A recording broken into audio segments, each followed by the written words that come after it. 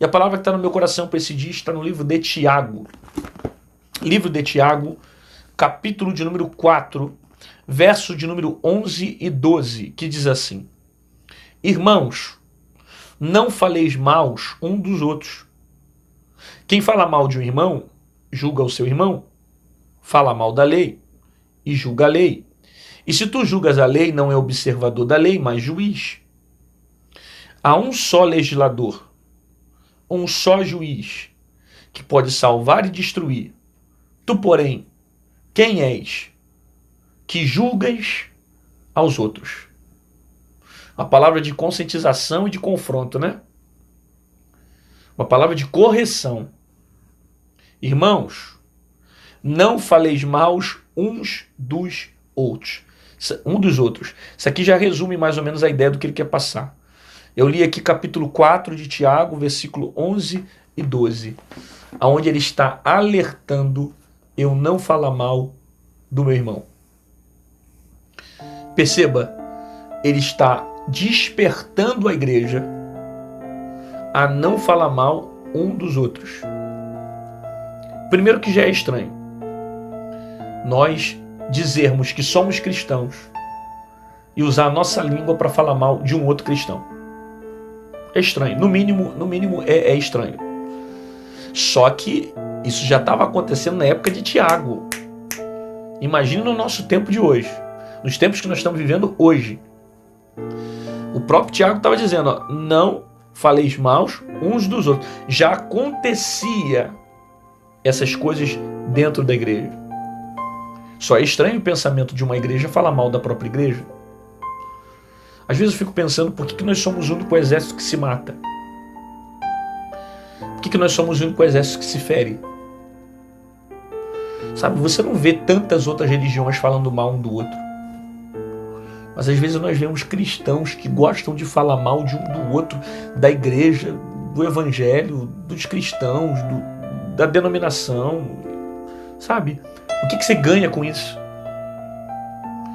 Qual satisfação que você tem em proferir a queda dos outros, a derrota dos outros, o mal dos outros, a fraqueza dos outros? Só porque teu irmão peca diferente de você? Só porque teu irmão erra diferente de você? Sabe, por que nós perdemos tempo falando da queda dos outros? Desculpe o desabafo, mas o desabafo está pautado no que a palavra diz. Então eu estou aplicando mediante a palavra.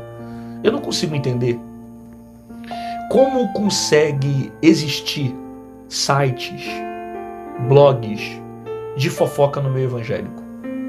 Desculpa a minha sinceridade, mas eu não consigo entender como que um cristão consome esse tipo de coisa.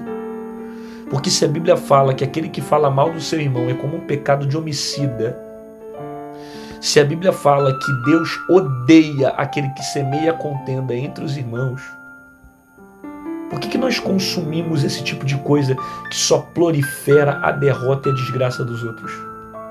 Não entra na minha cabeça. Um cristão que consome sites, páginas, que só fala mal da igreja, que só fala mal de crente, que só fala mal de denominação, que só fala mal de líder ou de pastor. Por quê? Por que você não se sente incomodado? Por que para você isso é prazeroso? Por que para você é normal falar mal do teu irmão? A gente não vê outras pessoas, outras religiões falando tão mal como muito crente fala dentro da igreja. O tempo que você perde para falar daqueles que caíram, ou daqueles que erraram, daqueles que falharam, é o mesmo tempo que você poderia usar para falar daqueles que Deus está levantando. Quanta gente que Deus está levantando. Muda o foco dos teus olhos. Às vezes você está focando o tempo todo na queda de alguém, em vez de focar naquele que Deus está levantando. É uma questão de ótica, é uma questão de percepção, é uma questão de olhar. Sabe? A mesma igreja que tem gente, às vezes, que erra, que falha, porque tem gente que está ali dentro que não se libertou ainda, que não mudou de vida, também tem gente que Deus está transformando, que Deus está mudando. Eu já vi pessoas dentro da igreja, em menos de um ano, largarem o tráfico, largarem as drogas, passarem por uma mudança. Como também vi pessoas que têm 30 anos de evangelho e não mudam de vida. Por que isso? Por que nós passamos o tempo todo julgando e apontando, em vez de literalmente entender que as pessoas só pecam de uma forma diferente de nós mesmos? Nós dependemos da graça e dependemos do amor de Cristo todos os dias. Nós não somos nada sem a palavra dele. E sem a misericórdia dele, nós seremos consumidos há muito tempo. Por isso que a misericórdia do Senhor é a razão pela qual eu não sou consumido. Por que você perde tempo falando mal dos outros? Por que às vezes você tem prazer, algumas pessoas têm prazer de usar a língua para ferir, para machucar, sabe? Quando a própria Bíblia me ensina a não condenar. Agora, eu preciso interpretar a Bíblia, tá ok? Porque hoje as pessoas levam esse versículo tudo ao pé da letra. O cara vai lá ler Mateus capítulo 7, versículo 1 em diante, aí fala, não julgueis para não ser julgado. Aí a gente acha que o não julgar é não mostrar o caminho. Não, porque eu não posso falar nada, porque senão eu vou estar julgando. Aí João Batista julgou também, chamando os outros de raça de víbora. E dizendo aos pecadores, arrependei-vos. Jesus julgou também, dizendo para pecador, arrependei-vos. Pedro julgou também, dizendo para pecador, arrependei-vos.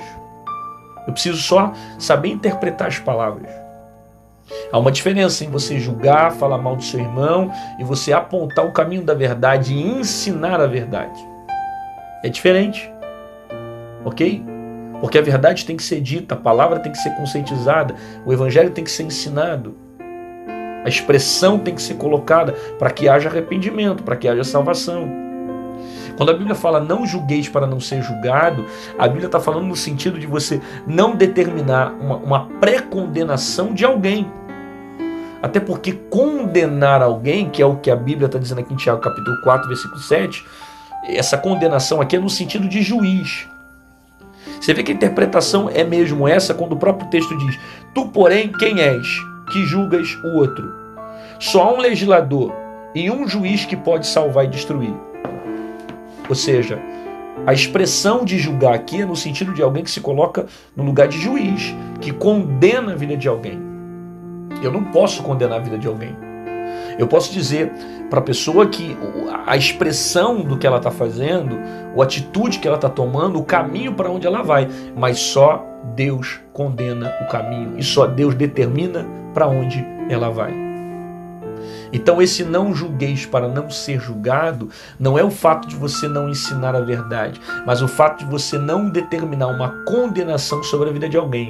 Ah, fulano não presta, aquilo ali já é coisa que já deu para coisa ruim, aquilo ali merece a morte, aquilo ali merece a desgraça, aquilo ali não presta, a fulano é isso, é aquilo, tal. É a gente já começar a colocar placas nas pessoas, condená-las por causa de atitude. Tem até uma frase que eu gosto que diz que Deus conhece os meus pecados, mas me chama pelo meu nome. O diabo conhece o meu nome, mas me chama pelos meus pecados.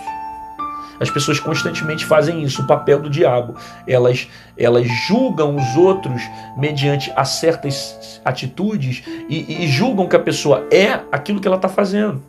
Mas às vezes ela pode ter errado, pode ter falhado, mas isso não significa que ela é assim. É um histórico de vida, são momentos, são circunstâncias, e Deus não nos define pelos nossos momentos. Deus olha para o nosso coração. Irmão, se Deus fosse olhar para mim, para o meu momento, eu jamais ia ser amado. Porque tem momentos que eu erro, tem momentos que eu falho, tem momentos que eu falo coisas que não deveria falar, tem momentos que eu tomo atitudes que não deveria tomar, tem momentos que eu me precipito, eu sou humano, eu erro. Só que Deus não me julga pelo meu momento. Deus olha para o meu coração. Agora, o fato de Deus me chamar pelo meu nome não significa que Ele vai passar a mão na minha cabeça. Ele me ensina o caminho, Ele me leva ao arrependimento, Ele mostra o Evangelho, para que eu venha viver uma vida diferente, uma vida transformada pela palavra. Agora, isso aqui deve ser praticado pela igreja. Não fala mal um dos outros. Não fala mal do seu irmão. Não empresta sua língua para o diabo. Sabe, não deixa o inimigo ficar te usando para atacar o teu próximo. Não faça isso. A Bíblia diz que aquele que fala mal do outro é como um pecado de homicida. É como se você estivesse matando alguém. Essa é a forma como Deus enxerga a contenda e a fofoca. Então não seja usado para semear desgraça na vida dos outros. Às vezes é melhor você ficar em silêncio, quietinho, sem dizer nada, do que ficar um tempão semeando derrota, semeando desgraça, semeando só coisa que não presta para a vida dos outros. Faz isso não. Guarda o teu coração no Senhor. Cuidado, porque uma palavra pode matar a vida de alguém. Cuidado, porque uma palavra pode jogar alguém no mundo. Por causa de uma palavra, você vê as pessoas tirando a própria vida, se matando, se levando a um caminho de desgraça. Cuidado com a palavra. Porque uma vez que você lança a palavra, ela nunca mais volta. Ela é igual flecha. Quando você lança a flecha, ela não volta. Cuidado com a sua palavra. Cuidado com aquilo que você está dizendo. Se for abrir a sua boca, abre para falar coisas boas. Abre para falar coisas que edificam. Sabe? Só abra a sua boca para dizer certas palavras quando as suas palavras forem melhores que o seu silêncio. Se o seu silêncio for melhor que as palavras, fica quieto. Se for usar as palavras para falar mal do outro, para criticar a tua igreja, para falar mal de pastor, falar mal do outro, sabe, o tempo todo, o que isso acrescenta? O que isso edifica? O que isso gera para a vida dos outros? Então, fala nada não. Deixa Deus condenar, deixa Deus apontar. Ele é juiz, Ele sabe como julgar. Ele é o nosso legislador. Ele sabe como se manifestar. E nós não somos justos para determinar a condenação de alguém. Nós somos pecadores como as outras pessoas. Nós somos pecadores e dependemos da graça. Por isso, não aponta não. Não condena não. Deixa Deus, que é juiz, julgar as coisas no tempo certo. Você quer saber essa palavra? É um pouco de correção, mas vai gerar lá dentro de você um melzinho. Essa palavra é bênção para o teu coração e recebe aí. Se você tem coragem, escreve aqui no comentário. Eu vou segurar a minha língua. Você tem coragem de escrever isso? Eu duvido você escrever isso. Senhor, ajuda a frear a minha língua. Ajuda a frear a minha língua. Ajuda a guardar o meu coração. Eu não quero falar mal do meu irmão. Eu vou fazer a diferença. Você tem coragem de confessar para Deus, de repente, certos erros que você excede, que você faz, né? E você consolidar essa informação que você recebeu e dizer: eu quero fazer a diferença, eu não vou falar mal da igreja, eu não vou falar mal do meu próximo, eu não vou falar mal das pessoas. Pelo contrário, se não for para edificar, é melhor ficar calado, né, irmão?